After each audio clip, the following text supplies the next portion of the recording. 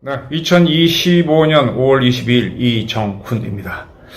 오늘은 히틀러와 이재명에 대한 이야기를 할까 합니다. 히틀러와 이재명, 그리고 박정희 이야기도 조금 하겠습니다. 히틀러부터 얘기하겠습니다. 히틀러를 가리켜서 총통이라고 부릅니다. 제가 몇 차례 말씀드렸죠. 총통은 일본 사람이 만든 말입니다. 지금 우리가 쓰는 용어 중에 일본 말이 굉장히 많아요. 제가 고전을 찾아보니까 봉건 시대 때는 우리나라에는, 중국에는 정치라는 말이 없었습니다.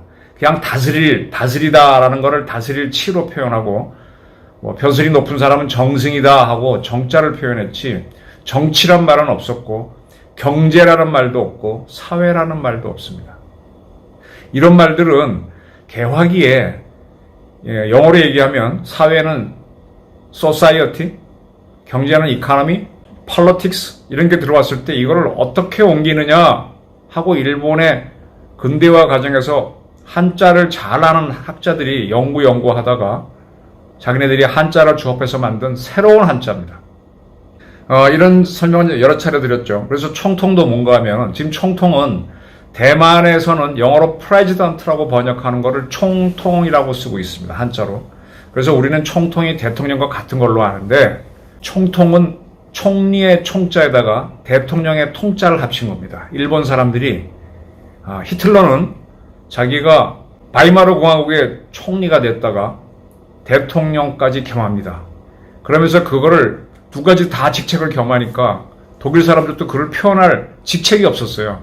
그래서 독일어로 Führer, F-U-H-R-E-R, U 다음에는 umlaut가 붙어 있습니다. U에는 Führer라고 그러는데, Führer는 우리말로 굳이 옮기면 영도자, 지도자, 독재자라고도 할 수 있어요. 군주는 아닙니다. 군주는 자기 자식한테 권력을 넘기는데, 그런 군주는 아니지만 입법, 사법, 행정 모든 권한을 다 진 사람을, 그럼 직책이 없잖아요.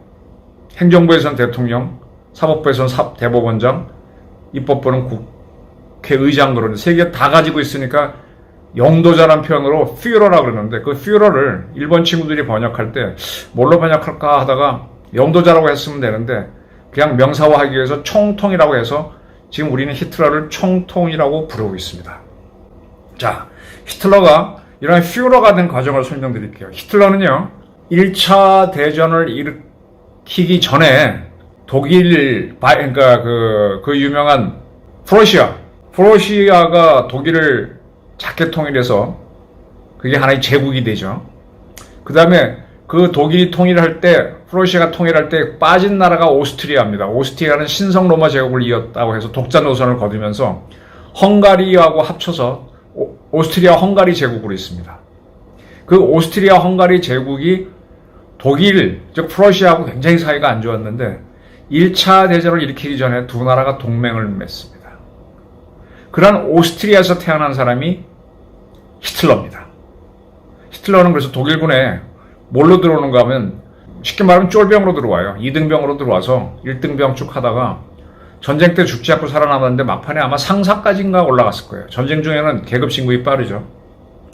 1차 대전 때 독일이 패망한 다음에 바이마르 공화국이 됩니다. 바이마르 공화국. 바이마르 공화국은 지금 대한민국 육공처럼 가장 민주적인 국가라고 알려져 있습니다. 그런데 그런 나라에서 히틀러가 이끄는 나치라고 하는 독재 정당이 나옵니다. 자, 바이마르가 뭡니까? 독일의 한 지명 이름이에요.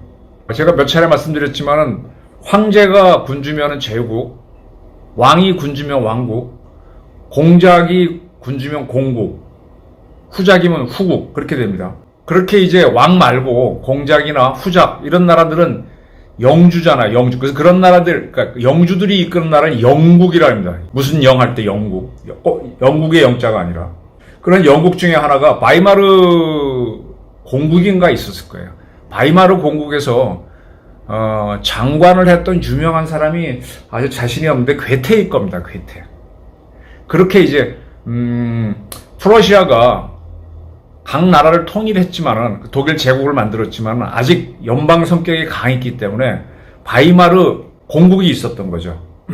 근데 독일이 1차 대전에서 패망한 다음에 새롭게 나라를 만들자고 하면서 그때는 이제 바이마르 공화국을 만드는 건데 그 첫 번째 헌법을 만드는 회의를 바이마르 지역에서 했기 때문에 그 헌법을 바이마르 헌법이라고 그러고 그래서 바이마르 공화국이라고 부르는 겁니다.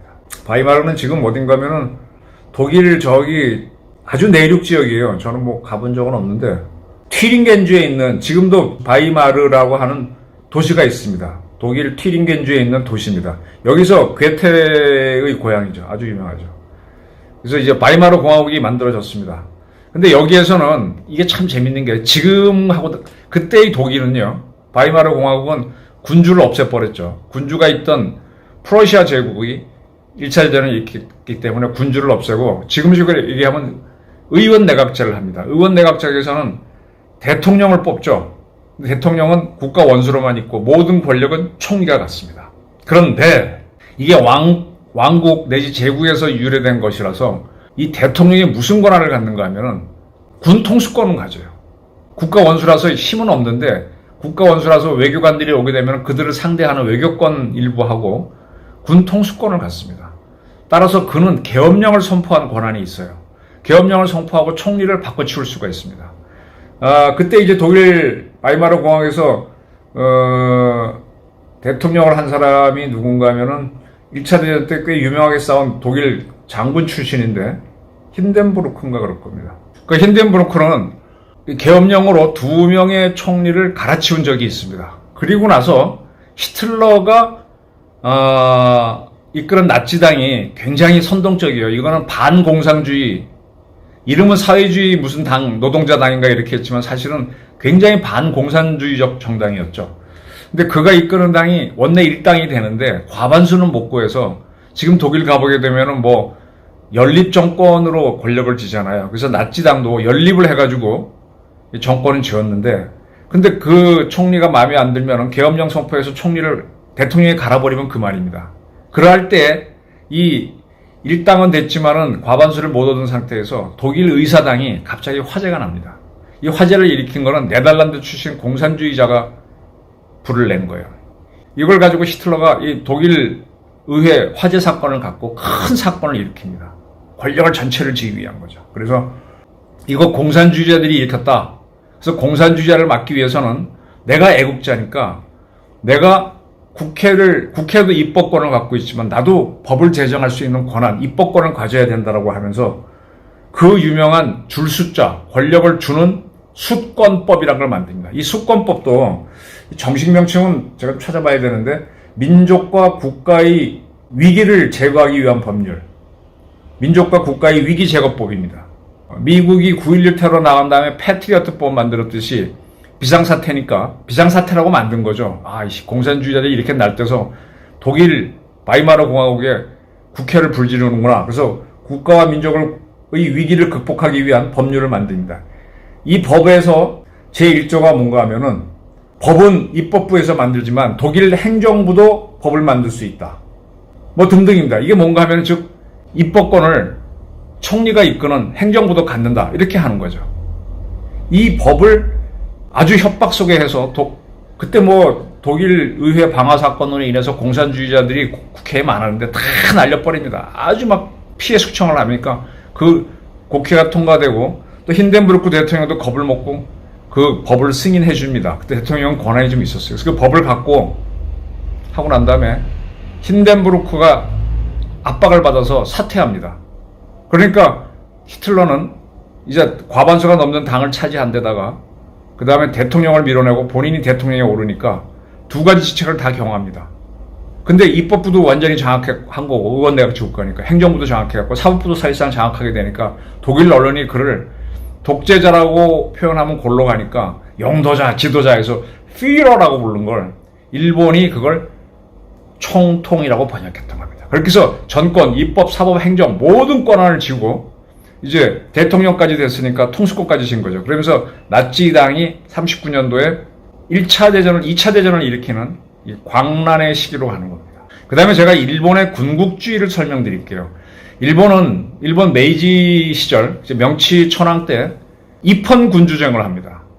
그때 이제 뭐 일본의 개화자들이 일본을 발전시키려면 막부를 없애고 그리고 자기네 왕을 모셔와야 된다 해놓고 나서는 왕한테 권력을 안 주고 계하파들이 권력을 지는 식으로 해서 소위 말하는 명치 유신, 메이지 유신을 하죠. 그렇게 해서 일본은 군주는 있지만 헌법에 의해서는 입헌군주제 국가가 됩니다. 근데 아주 이게 재밌는 게 아까 독일 바이마르 공화국에서도 대통령이 국가 원수이기 때문에 군 통수권을 갖고 있었듯이 일본 천황도 국가 원수이기 때문에 군 통수권을 갖고 있어요. 자, 총리 밑에는 지금 얘기하면 외무부, 국무부, 국방부 이렇게 쭉 있습니다. 총리 밑에 그 당시에는 이제 군을 두 개 나눠서 군을 하나로 해놓으면 군이 워낙 힘이 세지니까 둘을 경쟁시키기 위해서 육군부와 해군부를 전 세계가 다 분류할 때입니다. 공군부는 아직 공군이 나오기 전이었고요. 그런데 육군부와 해군부는 총리의 통제를 받는데 이들이 군사작전을 할 때는 이건 군사작전은 총리한테 승인을 안 받고 자기네 천황한테 올라갑니다. 일본은 메이지 유신 시절에요. 그 명치가 죽고 그 다음에 이제 대정이라고 하는 사람이 천황이 되는데 대정 때는 민주주의가 극성에 올라갔고 일본 근대사에서는 그걸 대정 데모크라시라고 합니다. 아주 우리나라 육공처럼 아주 민주주의가 꽃을 활짝 폈어요. 독일도 바이마르 공화국 때 가장 민주적이었다고 합니다. 거기서 독재가 나오는 겁니다. 그 메이지 대정 때 그렇게 꽃이 폈는데 하나의 문제점이 뭐였는가 하면은 군사작전에 대한 거는 총리가 개입하지 못하고 일본 천황이 하는 건데 천황은 통치권이 없기 때문에 어쨌든 올라온 건 무조건 승인해줘요. 그래서 육군부에서 뭔가 해서 작전을 해서 위에 보고하면은 오케이 하니까 육군부나 해군부가 하는 대로 전쟁을 일으켜버리면은 총리가 이끄는 모든 내각은 전시 내각이 돼서 육군부나 해군부를 지원해야 되는 시스템으로 가는 거죠. 그때 육군은 지금도 이제 우리나라에서는 지금은 이제 안 하지만 옛날에 1군, 2군, 3군이 있었잖아요. 미국은 워낙 육군 같은 경우 전 세계를 하다 보니까 태평양 육군, 유럽 육군 뭐 이렇게 나눠놓고 있잖아요. 일본도 그때 그랬습니다. 그래서 관동이 어딘가 하면은 만리장성이 동쪽 끝이 북경에서 약간 동북쪽으로 가면 산해관이라고 하는 데가 있습니다. 거기서 만리장성이 끝나는데 그 관의 동쪽이 관동. 그러니까 쉽게 말하면 만주 쪽이 관동인데 그 만주 쪽에 가 있던 일본군은 관동군이라고 그랬습니다. 그 관동군들이 만주 사변을 일으켜서 그 지역에다가 만주국을 세워주죠. 그 만주국을 세운 것도 이 관동군 장교들이 스스로 작전을 한 건데 육군부가 승인하니까 일본 천황도 뭐 오케이 하고 승인해버리는 거예요. 그렇게 되는 거죠. 그러면서 점점점 뭐가 되는가 하면 육군부하고 해군부, 특히 육군부가 문제였는데 자기들이 뭘 해버리면은 천황은 무조건 오케이니까 그냥 다 통과합니다. 그래서 육군부와 해군부는 총리가 통제를 못해요. 그러다가 육군부가 1939년 노구교라고 하는 북경에 가면 지금도 노구교 저는 거기 가봤습니다. 거기에서 뭐 훈련을 하다가 사람 죽이게 하는 사건을 일으킨 다음에 중국을 쳐들어가죠. 그래서 그 유명한 중일 전쟁 이게 아시아판 2차 대전을 일으키는 겁니다. 전쟁이 일어나니까 일본 천황은 무조건 승인하고 전쟁이다 하니까 총리가 전체가 육군부 그다음에 해군부를 지원하게 되고 육군부가 주도한 전쟁의 규모가 커지니까 해군부까지 합쳐서 대본영이라고 하는 전쟁 지휘부를 만들죠. 그 대본영을 일본 내각이 지원하게 되면서 이게 군이 나라를 이끄는 국가, 그게 군국주의입니다. 제가 드리는 말씀은 뭔가 하면 대정 데모크라시를 할 정도로 가장 민주주의였던 일본에서 군국주의가 등장하게 된 과정은 천황이 갖고 있는 군 통수권을 이용해서 육군부, 특히 육군부가 주도를 하면서 자기 마음대로 전쟁을 일으키면서 권력을 쥐면서 총리는 허수아비가 되는 거죠. 쫙 끌고 가버린 거고 독일 같은 경우는 가장 민주적인 바이마르 공화국 헌법에서 공산당이 준동하는 걸 핑계로 히틀러가 독일 의회 화재 사건을 계기로 공산당을 척결한 다음에 공포정피를 만들어서 대통령까지 쫓아내고 자기가 차지하고 나서 그 다음에 뚜벅뚜벅 세계 전쟁으로 간 게 2차 대전입니다. 일본과 독일은 그래서 2차 대전을 일으키게 되는 겁니다. 자, 지금부터 이재명 얘기를 하겠습니다. 이재명은 지금 170 몇 석의 민주당 의석을 갖고 있는데 그쪽과 친한 정당을 합치면 192석을 갖고 있습니다. 그런데 이번에 김상욱 씨가 갖기 때문에 193석이죠. 조금만 더 하게 되면 대한민국 국회의석의 3분의 1을 가질 수 있습니다. 3분의 2만 가지면 개헌이든 뭐든 마음대로 할 수 있어요. 그리고 대한민국 사법부의 최고 수장을 청문회에 부르고 특검법을 만들려고 하고 탄핵을 추진하겠다고 했었습니다. 그리고 자기들이 원하는 대로 재판을 하지 않는 윤석열 내란 우두머리 재판 판사인 쥐기현 씨가 마음에 안 든다고 뭐 룸사롱 접대를 받았니 뭐하니 뭐 온갖 공격을 해대고 있습니다. 아마 권력을 쥐면 쥐기현 판사 날릴 겁니다. 지금 SNS에 보게 되면은 이재명 따라가는 개딸 내지는 개아들, 딸과 아들을 합치면 자식이죠. 이 개자식들이 뭐 쥐기현 판사가 찍혔다고 하는 사진을 갖고 룸사롱에서 삼겹살 먹는 거 만들어서 마구 퍼뜨리고 있는데 아마 이재명이 집권하게 되면 행정부는 장악하는 거고 확실하게 입법부는 이미 장악했고 사법부도 굴복시켜서 저는 히틀러 내지는 군국주의 일본이 될 수 있다라고 봅니다. 그것이 세계 전쟁으로 가느냐 아니면은 친공산주의 국가를 만드느냐는 그들의 선택입니다. 이런 것들이 모두 의회 해상권이 없는 육공헌법이라고 하는 가장 민주적인 헌법 체제인 육공에서 일어났다는 겁니다. 우리는 이제 반일 공부를 너무 하다 보니까 메이지 이후에 일본 제국대의 일본은 아주 독재라고 알고 있는데 천만의 말씀. 대정 데모크라시 그때 일본 역사를 보게 되면요. 지금 우리랑 비슷해서 그때도 이제 의회에서 누가 다수당이 되느냐에 따라서 국내 정치가 중요하니까 국내 정치를 장악한 쪽은 바로 내무부를 장악해서 내무부 밑에 가장 센 게 경찰이거든요. 경찰을 바꿔갖고 자기네 반대당 국회의원들을 막 탄압합니다. 그래서 경찰이 독립이 안 돼 있다고 맨날 시끄러워요. 무지하게 싸웁니다. 그러다가 군국주의가 등장하는 겁니다. 이 민주적으로 해놓으니까 희한한 단체가 등장하는데 지금 우리 대한민국이 지금 희한하게 이재명이 입법, 사법, 행정 그리고 헌재까지도 전권을 지는 지도로 지금 길로 가고 있습니다. 이와 비슷한 상황이 언제 있었는가 하면 우리 역사에서는 이승만 대통령이 발췌개헌 또는 뭐 반올림이 뭡니까 4.45 입개헌 등등을 통해서 국회를 장악하고 입법부터 꼼짝 사법부터 꼼짝 못하고 해서 민족의 영도자로 불린 시절이 있습니다. 근데 그는 그 권력을 뭐 세계를 옆에 나라를 쳐들어가거나 자기 독재를 위해 쓴 게 아니라 대한민국 발전을 위해 썼죠. 또 한 사람의 피규어라고 할 수 있는 사람은 박정희입니다. 박정희는 행정권은 장악했고 군사혁명으로 그 다음에 입법권을 장악했는데 더 확실하게 장악하기 위해서 국회의원의 3분의 1을 자기가 추천한 유정의 국회의원으로 채워놓고 그러니까 항상 국회의원 3분의 2가 자기 편대로 해놓고 그 다음에 대법원도 항상 뭐 자기 힘에 내놓고 그리고 그도 독재를 하긴 했지만 목적이 국가발전 잘 살아보세요. 조국 근대화 일로 매진을 하다가 총 맞아 죽었죠. 우리도 2명의 퓨러를 가진 역사가 있습니다. 그 다음에 또 한 명의 퓨러를 꼽으라고 하면은 전두환을 꼽을 수 있습니다만은 전두환은 막판에 여소야대 국회를 허용하게 되면서 무너져가죠. 그래서 그는 완벽한 퓨러는 되지 못합니다만 그 또한 권력을 3권을 장악했을 때 올림픽을 유치하고 대한민국 흑자 경제를 만들면서 한국 그리고 철저하게 나는 대통령 단임을 하겠다. 그걸 끝까지 실현해서 민주화가 가는데 큰 기여를 했습니다. 대한민국에서의 퓨러는 히틀러가 아니었습니다. 세 사람 모두 대단히 대한민국을 발전시키는데 기여를 한 퓨러였고 우리나라 역사상 가장 큰 독재자를 꼽으라면요. 뭐 여러 사람이 있겠지만 저는 세종을 꼽는데 주저하지 않아요. 왜냐하면 세종보다 세종 아버지가 태종이 더 독한 사람이었지. 이 태종 이방원이는 고려에 문제가 있다라고 해서 고려 계획에는 동의하지만 그 새로운 고려 왕조를 뒤엎는 거에 반대하는 정몽주를 개성에서 죽입니다. 그리고 새로운 나라를 세우는 데까지 찬성을 했던 정도전은 자기 스승이죠. 쭉 같이 가다가 정도전은 이 똑똑한 신하들이 권력을 지는 사회를 꿈꿨는데 이방원은 그게 아니지. 그러니까 정도전까지 죽이면서 권력을 쥐고 또 아버지도 쫓아버리면서 더 권력을 줬고 아버지는 또 마음이 약하니까 쫓아버리고 자기 부인만 남기고 처갓집을 다 날려버리면서 싹 제거하죠. 그 사람의 그리고 아들도 3명인데 큰아들 둘째 아들은 날려버리고 제일 말 잘 듣는 셋째 아들을 그게 세종이죠. 그래서 세종 때 국가가 확 크는 건데 세종 때 이 봉건 시스템과 관련해서 가장 중요한 법률 그땐 법률이 아니라 이제 왕명으로 제정되는 건데 노비 종모법이라는 게 있습니다.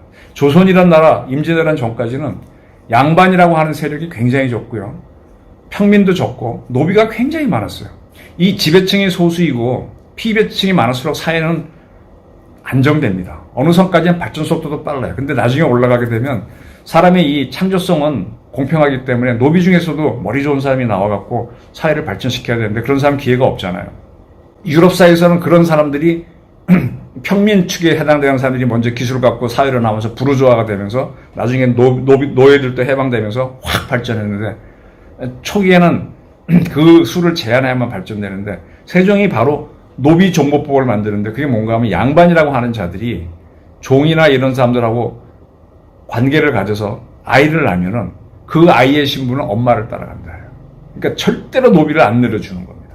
첩이면 첩자식이기 때문에 서자라서 어디까지 못 오는 거예요. 지배층을 한정 지은 거죠. 그래서 조선이 쭉 발전할 수 있었던 겁니다. 그게 이제 임진왜란을 계기로 무너져 가면서 가는 거죠. 그러니까 어떻게 보게 되면 조선이라는 국가 체제를 강화시킨 독재자는 이방원과 그의 아들 세종이라고 할 수 있습니다. 제가 독재자라고 보는데 둘 다 그 당시에 조선 발전을 위해서는 크게 기여했기 때문에 히틀러와는 비교하지는 않습니다.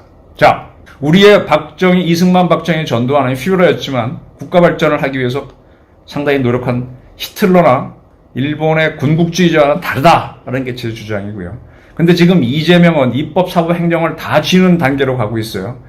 예, 대통령이 되고 난 다음에 사법부를 초토화시키기 위해서 뭐 지금까지 대법관을 100명으로 늘리지 않은 법안을 발의하려고 하지 않나, 뭐 쥐기현 날리는 건 일도 아니죠. 무슨 약점을 또 못 잡겠습니까? 윤석열 날리고 김문수 날리고 쫙 공포정치로 들어가면서 그 다음에 뭘 할까? 제가 보기엔 이북과 내통하는 법을 그걸 헌법으로 만들 수도 있고 아니면은 아까 히틀러처럼 내가 법을 만들 수 있는 권한, 그게 수권법, 국가와 민족의 위기 극복을 위한 법안, 수권법을 만들, 뭐 조국 통일을 위한 법안을 이재명 씨가 만들어서 국회 통과시키면은 남북 문제를 마음대로 주무를 수 있잖아요. 그래서 히틀러입니다. 이재명은 그럴 수 있는 조건들을 다 갖춰가고 있어요. 근데 그는 그걸 안 하면은 자신이 지금 정과 사범에다가 오범 확정돼 있고 그리고 그 외에 11개 사건으로 재판을 받고 있기 때문에 뭔가 계속 사단을 일으키지 않으면 안 돼요. 그런데 이재명한테 지지하는 사람들이 윤석열 정권에 대한 실망 때문에 유권자의 50% 가까이라는 게 저는 놀랍습니다. 이게 국민들이 현명한 것 같지만 이 시야가 좁고 옆구리 구더기 쓰는 것보다 손톱 밑에 가시가 더 아프다고 그것만 쳐다보는 게 있어요. 크게 못 보는 겁니다. 지금 세계는 공산주의 세력이라고 하는 중국, 북한을 미국이 싸우기 위해서 트럼프가 뭐 화제를 많이 뿌리는데 그것도 비판적으로 봐서 그렇지 그를 반공투사라 보게 되면 굉장히 지금 잘하고 있는 겁니다. 세계를 움직이는 미국이 그날을 치고 있는데 우리는 거꾸로 간다. 그리고 뭐 지금 이재명이 내놓는 경제정책은 호텔 경제학이니 뭐니 해서 참 웃기는 걸 내놓고 있는데 그게 그냥 용납이 되고 있는 겁니다. 지금 박정희를 싫어했다고 하는 분들 박정희 유신할 때 저항이나 해봤습니까? 그런데 지금 이재명을 지지한다? 이건 난센스입니다. 한번 조금 시간이 되시면은 히틀러가 쓴 나의 투쟁이란 책, 그 다음에 일본의 메이지 정치사 같은 거 짧게 된데 소개한 게 없나? 하여간 일본이 군국주의로 간 것 가정은요 굉장히 민주적인 사회였는데 군부가 그냥 주도해서 천황행 무조건 오케이 하니까 전쟁 일으켜도 따라오고 그 다음에 대본영 만들면 전시내각이 구성돼서 따라오고 그렇게 해서 간 겁니다. 그래서 군부가 독재하는 거예요. 거기는 특정한 인물이보다는 세력이 특히 육군부가 끌고 오는 거고 독일에서는 히틀러라는 사람이 과반수도 안 된 당인데 독일 의사당 방어사건을 계기로 특정 정당, 공산당을 착살내면서 권력을 쥐고 대통령을 밀어내고 퓨러가 되면서 간 겁니다. 지금 잡범, 대장동 사건으로 쫓기고 율령동 사건으로 쫓기고 있는 이재명. 권력을 안 쥐면 자기는 가죠. 그러니까 모든 걸 다 해서 방법을 쓰고 있습니다. 그러니까 지금도 두려워서 방탄조끼를 입고 방탄 유리막 속에서 유세를 하면서 대통령이 되겠다는 의지를 내비치고 있는데 여기에 국민이 화나고 있습니다. 일본 군국주의사, 독일 나치사, 그리고 우리의 유신사, 504, 이승만사 한번 보시면서 한번 냉정한 판단을 해보시기 바랍니다. 똑같은 방식은 아니지만 유사한 방식으로 대한민국은 미쳐가고 있다. 저는 이렇게 봅니다. 감사합니다.